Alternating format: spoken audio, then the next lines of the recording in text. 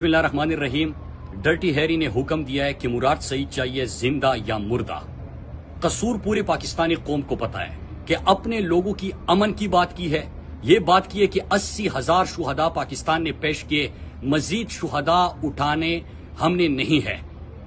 ہم نے یہ کہا ہے کہ آواز اٹھانا جنازے اٹھانے سے بہتر ہے۔ ہم نے یہ کہا ہے کہ ہم نے خوشحالی، ترقی اور امن دیکھا ہے، ہم کسی کو بھی اجازت نہیں دیتے کہ ہمارے لوگوں کو ایک دفعہ پھر سے ایندھن بنایا جائے، اور یہ جرائم کی تفصیل بڑی خطرناک ہے۔